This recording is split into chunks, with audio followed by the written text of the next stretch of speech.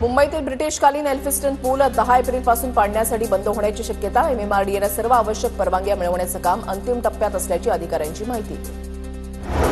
भौगोलिक परिस्थिती आणि हवामानानुसारच शाळांचं वेळापत्रक निश्चित केलं जाईल. शालेय शिक्षण मंत्री दादा भुसेंची माहिती. सुट्ट्यांचं सध्याचं वेळापत्रक बदलणार नसल्याचं स्पष्टीकरण. अंबरनाथ बदलापूर बिल्डर असोसिएशनच्या पदाधिकाऱ्यांनी तहसीलदार अमित पुरी यांची भेट घेतली.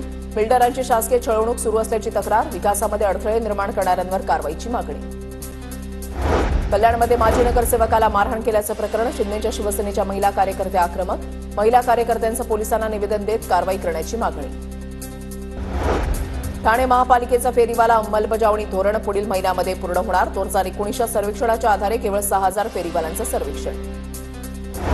उन्हाळी सुट्टीनिमित्त कोकणामध्ये जाणाऱ्या विशेष गाड्या सोडण्याची मागणी. दैनिक आणि साप्ताहिक गाड्या सोडण्याचं कोकण विकास समितीचं निवेदन.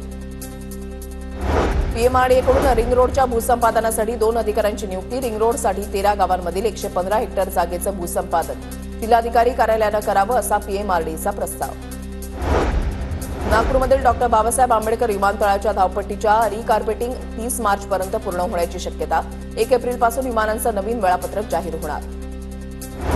स्वारगेट बस स्थानक बलात्कार प्रकरणामध्ये आरोपी दत्ता गाडेच्या DNA अहवालाची प्रतीक्षा. आरोपी दत्ता गाडेच्या विरोधात आरोपपत्र दाखल करण्यासाठी पोलिसांकडून प्रयत्न सुरू. पुण्याच्या ससून रुग्णालयाचा कारभार 10 महिन्यांपासून प्रभारी अधिष्ठात्यांकडे. ससूनमध्ये गेल्या 2 वर्षांमध्ये गैरप्रकारांची मालिका. पुण्यामधल्या सिंहगड रस्त्यावर पालिकेची पाईपलाईन फुटली. पाईपलाईन फुटल्यानं लाखो लिटर पाणी वाया. पुण्याच्या शिरूर तालुक्यामधल्या न्हावरे शिक्रापूर महामार्गावर रात्री ट्रक आणि कारचा भीषण अपघात. 3 जणांचा जागीच मृत्यू झालाय तर 1 जण गंभीर.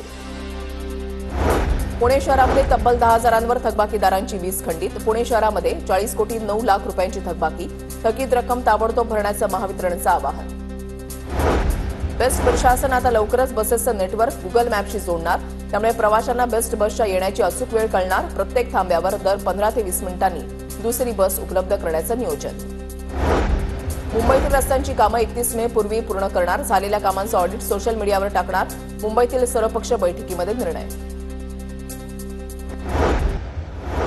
माढामध्ये 23 निवृत्त अधिकाऱ्यांची OST म्हणून नियुक्ती. निवृत्त अधिकाऱ्यांची 3 वर्षांसाठी कंत्राटी पद्धतीने नियुक्ती करण्यात येते. उष्णतेच्या लाटेमुळे शाळांच्या परीक्षा सकाळच्या सत्रात. परिस्थितीनुसार शाळांना सुट्टी द्याव्यात. प्रशासनाच्या सूचना. आपल्या बँकेचे ATM सोडून दुसऱ्या बँकेच्या ATMमधून पैसे काढणं मागणार. RBIकडून इंटरचेंज शुल्क वाढवण्यास मंजुरी. 1 मे 2025 पासून ही वाढ लागू होणार. 0 ते 20 पटसंख्या असणाऱ्या शाळा बंद करण्याचे शासनाचे कोणतेही धोरण नाही. मुख्यमंत्री माझी शाळा सुंदर शाळा योजनेद्वारे शाळांचा दर्जा उंचावण्याचा प्रयत्न केला जातोय. शालेय शिक्षण राज्यमंत्री पंकज भोयर यांची विधानसभेत माहिती.